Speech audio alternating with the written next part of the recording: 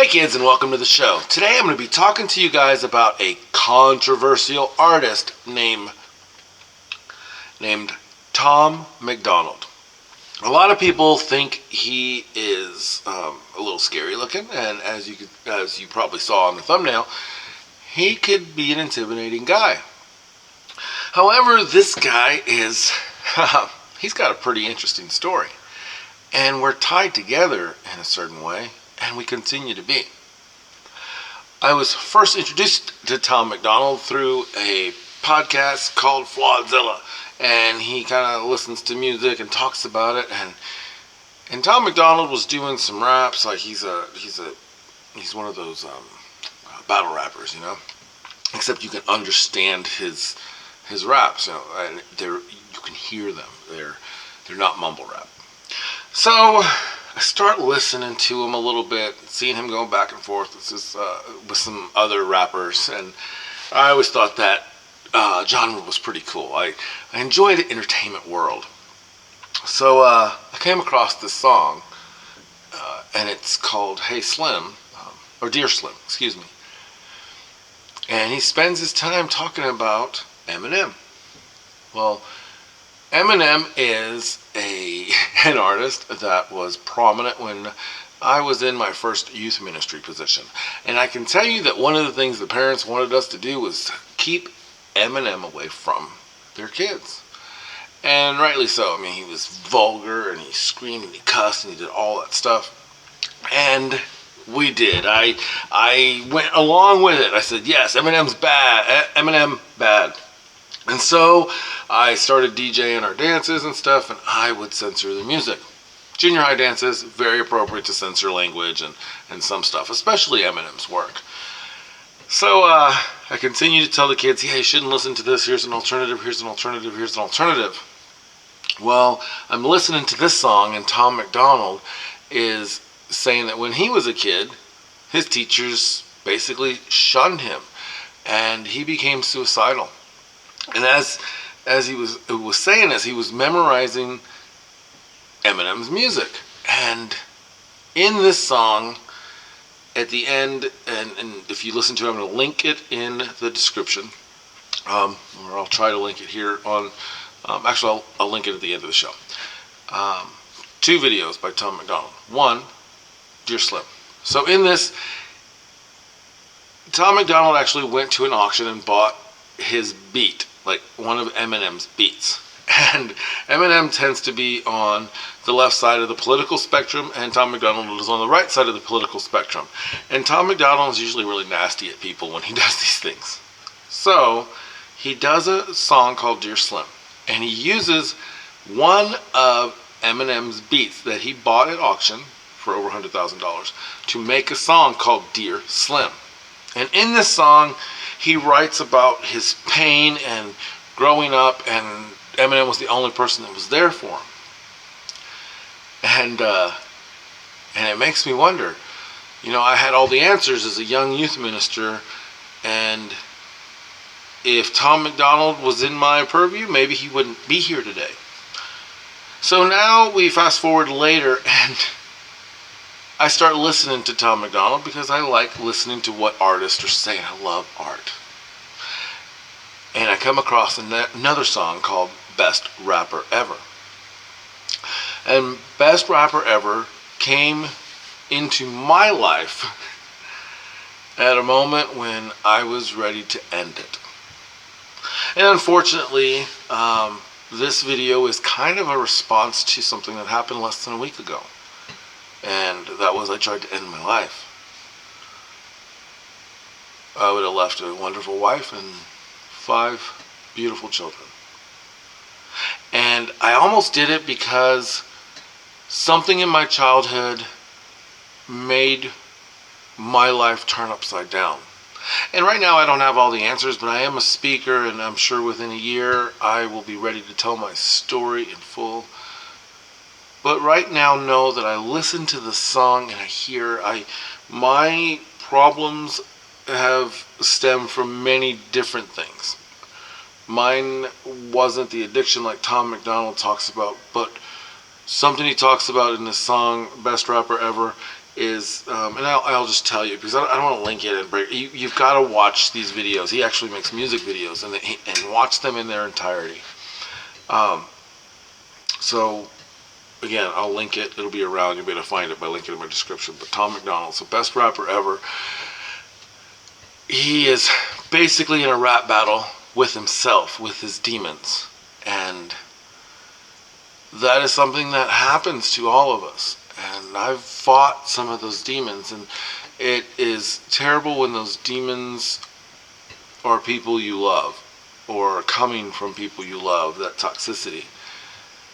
And in that, he talks about his YouTube video and how there's not very many subscribers and stuff. You know, I've been doing a YouTube video for 2 years, over 2 years. This is probably about 170 videos, and I have 86 subscribers. I know this because I pray for my subscribers every day. I look at my account, and as I'm recording this, I have 86. And yeah. They make comments, and sometimes comments are really ugly, and they have been very ugly. And the ones that were just not necessary, you know, sometimes you can tell they're just bots. But there's one in particular that was pretty gross, and it's one that was being reminded to me constantly. So here I am in a situation where my life is turned upside down, and my YouTube channel is the very place that I'm trying to create to go to. So over the last 2 years, this channel was supposed to be a place for kids to go to get advice from Dad. And here Dad is almost taking his own life.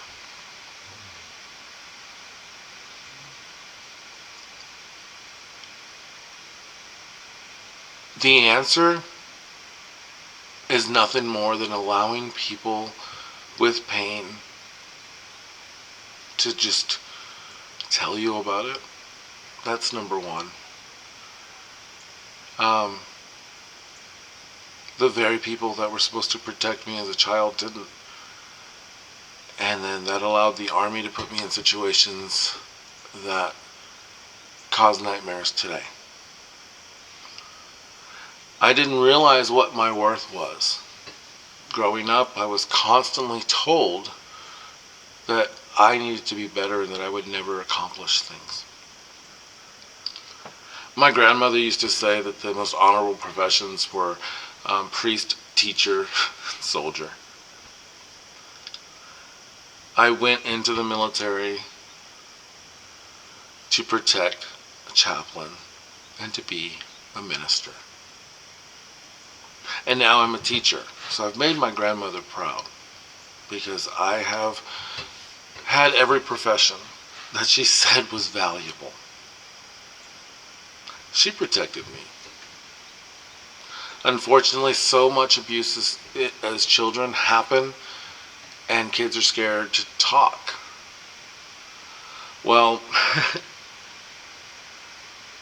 I made a big, bold statement on social media and let people know that I tried to take my life, because I've spent 44 years protecting the very people that were supposed to protect me. And I just can't do that anymore. Not if I'm going to be honest. Not if I'm going to be the resource that I want Blessed Fatherhood to be. You have to live in the light. Because as much as it hurt, and as much as it pained me to not only come through that with an amazing wife and to be on the heel, but people have reached out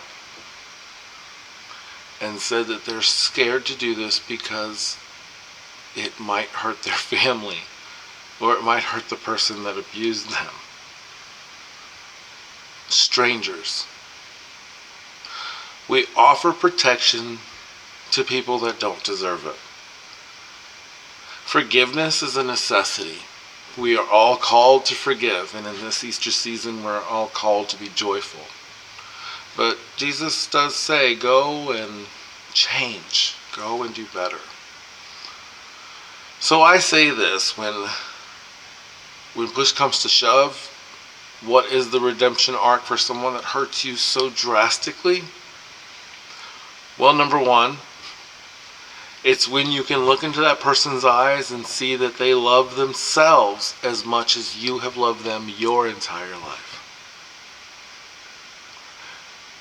I was in a deep state of grief and sorrow less than a week ago because the hero of my story turned out to be the villain. Because I didn't realize that I'm supposed to be the hero of my story, not anyone else. Until next time, work hard, be kind, and have fun.